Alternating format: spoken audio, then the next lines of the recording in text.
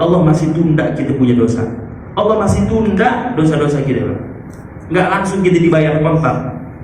Coba kita lihat kisah-kisah para nabi-nabi yang lain. Ketika mereka berbuat satu kesalahan, tidak patuh kepada para nabinya, apa yang dibawa oleh nabinya dia nggak patuh, Pak. Nabi Nuh alaihissalam umatnya Allah tenggelamkan di lautan. Nabi Musa alaihissalam Allah tenggelamkan juga di lautan. Ya, sebab pengikutnya Nabi Lut alaihissalam Allah hantam kehancuran dalam negerinya ketika di tengah gelap malam. Artinya apa? Tidak patuh atas apa yang dibawa oleh nabinya. Tapi umat akhir zaman, gak sedikit umat-umat akhir zaman, mereka yang menyimpang daripada ajaran-ajaran Rasulullah. Mereka bahkan bukan menyimpang lagi, bahkan mereka meninggalkan ajaran-ajaran Rasul. Sunnah-sunnah Nabi udah mereka gak kenal lagi.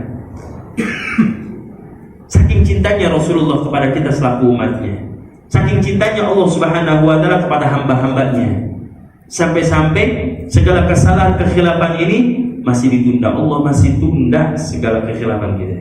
Dosa-dosa kita masih ditunda dibayar kontan. Ya. Maka di sini ya, wal ikhlas wa tasdiqun bi an yaqulu qalbi raditu bima jaa an-nabi sallallahu alaihi wasallam. Serta kita membenarkan serta mengucapkan dalam hati kita raditu billahi 'ala nabi sallallahu alaihi wasallam. Kami ridha ya Rabb. Kami ikhlas, bahkan kami terima apa yang telah disampaikan oleh Nabi, baik itu berupa agama Islam ataupun keimanan, maka kita terima. Jalankan apa berupa daripada sholat 5 waktu. Sholat 5 waktu perintah dari Allah Subhanahu wa ta'ala, maka wajib hukumnya bagi hamba Allah, apapun itu bentuknya, dalam keadaan apapun orang tersebut, maka kewajiban orang tersebut wajib untuk menjalankan, menegakkan daripada sholat 5 waktu. Wal ikhlas fil amal wa huwa tasfiyatul qalbi min ar-riya, yakni dengan ikhlas. Ikhlas ini sulit, Pak. Ya, ikhlas ini sulit kalau kita gambarkan melalui daripada lisan, sulit kita untuk menggambarkan ikhlas. Bahkan di dalam satu riwayat seorang ulama, dalam satu riwayat dikatakan an-nasu kulluhum halka. Seluruh setiap manusia itu semua dalam keadaan celaka. Illal alimun, terkecuali orang yang alim. Artinya apa orang yang alim? Orang yang berilmu. Coba kalau kita ngedengerin hadis potong kayak gitu, Pak. Artinya semua manusia celaka terkecuali orang berilmu. Enak banget orang berilmu. Sebelum selesai. Al-alimun kulluhum halka illal muta'allimun. Orang yang berilmu saja masih celaka katanya. Illal muta'allimun, terkecuali orang-orang yang duduk di majelis ilmu. Mudah-mudahan kita diberikan keselamatan di dunia wal akhirah. Amin. Semua manusia bakal celaka terkecuali orang yang duduk di majelis ilmu. Al-muta'allimun kulluhum halka illa al-mukhlisun. Orang yang duduk di majelis ilmu pun akan celaka kata Nabi SAW. Terkecuali orang yang ikhlas. Ikhlas nih, Pak, nyampe di bab masalah ikhlas. Apa kelanjutan al-mukhlisun 'ala al-khatar? Bahkan orang yang ikhlas saja masih dikhawatirkan keikhlasannya. Kita bisa mengucapkan dalam lisan kita, ya kita ikhlas, belum tentu dalam hati. Maka di sini dikatakan wal ikhlas fil amal wa huwa tasfiyatun bil qalbi. Ikhlas itu digambarkan melalui daripada hati dan perilaku, bukan cuma dalam lisan. Ya ikhlas tapi hatinya gerendam, Pak, ngedumel. Ada yang kayak gitu, Pak. Misalkan contohnya ada minjem duit, udah deh ikhlasin aja deh, ikhlasin, dalam hati kegerundel. Wah, duit cepet-cepet ini dipinjemin lagi. Itu yang bukan ikhlas, bukan. Ikhlas itu bukan seperti itu. Yaitu apa? Wa tasfiyatu minal qalbi. Digambarkan dalam hati kita dan perilaku wal amal dan perbuatan kita. Wal yaqin wa huwa amalu lillah wahdah. Wa nadimu 'alal ma'asin wa tawakkal 'ala Allah wal muraqabatillah wa ridha 'lillahi ta'ala wa husnul dhanni. Dan bentuk keimanan seseorang tersebut, mau kita ingin mengetahui baik ataupun buruknya sifat seseorang, lihat daripada wa ridha 'lillahi ta'ala. Ridha setiap apa yang Allah berikan kepada kita, baik ataupun sedikit ataupun banyaknya pemberian dari Allah Subhanahu wa ta'ala. Wa ridha 'anillah. Kita ridha, artinya apa ridha? Ridha artinya kita udah pasrah. Kita terima apa yang telah Allah berikan kepada kita selama ini, baik rezeki yang sedikit ataupun yang banyak, keadaan kita yang sehat ataupun dalam keadaan sakit, kita ridho kepada Allah Subhanahu wa taala. Kenapa? Segala aktivitas kita semua dalam langkah dan digerakkannya Allah Subhanahu wa taala.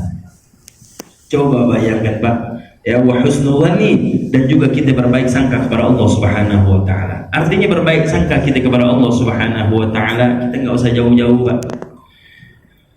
Seorang ulama mengatakan, andaikan kau menginginkan masa depanmu baik, maka dari sekarang rubah pikiran kita, niat kita bahwasanya kita ke depannya akan baik. Kalau kita berpikir bahwasanya kita meragukan masa depan kita, maka Allah akan bikin meragukan dalam hati kita, bahkan dalam kehidupan kita. Itu kuncinya, Pak. Kalau kita yakin ke depannya kita akan baik-baik saja masalah ekonomi kita, maka Allah akan berikan kebaikan dalam ekonomi kita. Kalau kita sudah suudzon, berburuk sangka kepada Allah, besok bagaimana nih rezekinya? Hari ini udah tinggal nyetak banget ini, bensin kedap-kedip, duit udah tipis. Meragukan tentang rezekinya Allah esok hari, maka Allah akan berikan kesusahan esok hari. Tapi kalau kita sudah pasrahkan kepada Allah Ta'ala, wa tawakkal 'ala Allah, berserah diri kita kepada Allah Subhanahu wa taala, maka Allah akan berikan jalan yang bahkan kita nggak pernah sangka-sangka itu dapatnya. Ini gitu, masalah hati nih, Pak. Memang terkadang kajian seperti ini memang mengurus akal kita nih, Pak. Nyambungnya bagaimana nih? Sulit untuk menyambungnya. Pagi, siang, sore kita udah dibikin capek badan kita dengan pekerjaan kita, Pak. Maka kita jadikan pada malam hari ini kita untuk menguras tentang kuasanya Allah Subhanahu wa taala. Benar nggak, Pak? Pagi, siang, sore kita udah dibuat capek diri kita nih, Pak. Sama dunia kita, sama kerjaan kita, sama kesibukan kita setiap harinya. Maka jadikan pada malam hari ini kita untuk bertafakur bahwasanya tentang kekuasaannya Allah Subhanahu wa taala. Kita nggak ada apa-apanya, Pak.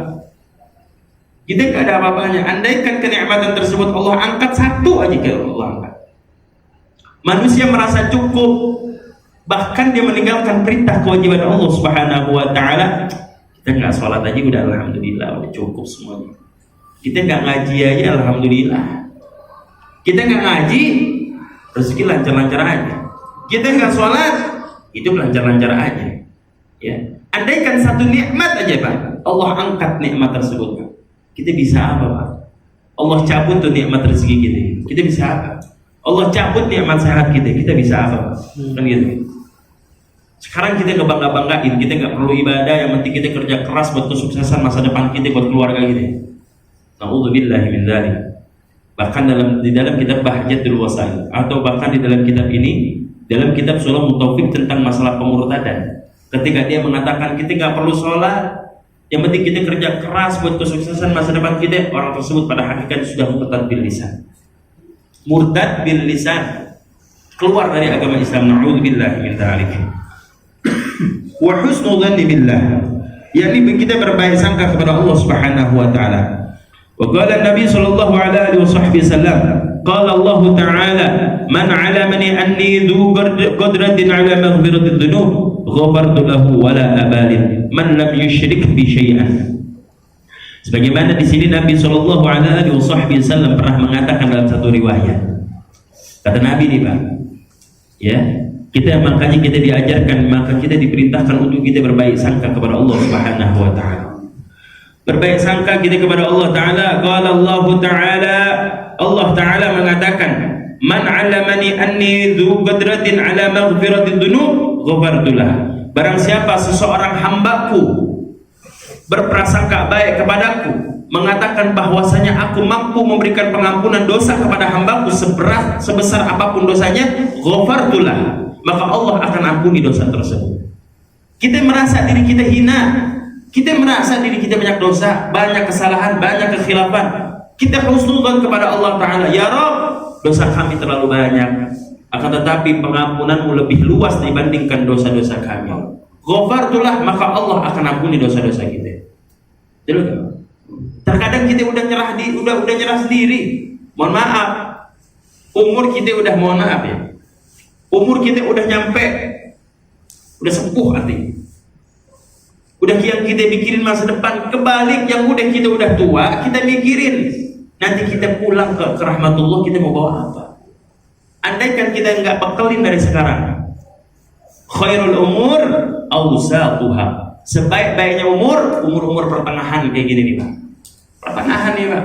Kalau kita mau baik akhir hayat kita ini baik atau enggaknya, lihat pertengahannya Pak. Lihat pertengahan. Belum tentu. Ya, seseorang itu terus ibadah dari kecil dia ibadah, terus dia yakin di akhir hayatnya dia akan baik. Belum tentu. Kibar sisok bagaimana kabarnya Pak? Pernah dengar kibar sisok? Dari kecil dia ibadah, bahkan sampai pas akhir hayatnya dia mati dalam keadaan su'ul khatimah. Na'udzubillah min dzalik. Benar gak Pak? Kita nggak bisa bangga dengan ibadah kita. Emang kita siapa? Kita cuma manusia biasa, hina kita. Bahkan setiap hari kita bahkan bolak-balik keimanan kita. Na'udzubillah min dzalik. Kadang naik, kadang turun. Benar gak Pak? Gak bisa kita berharap. Jangankan kita Pak, Abu Jahal, tahu Abu Jahal Pak? Abu Jahal siapa Pak? Bukan anaknya lagi, pamannya Nabi. Coba lihat akhir hayatnya, Allah hinakan Abu Jahal. Bagi kita nggak bisa kita pasrah begitu aja ya. Artinya apa? Kita husnudzon, berbaik sangka kepada Allah Subhanahu wa taala.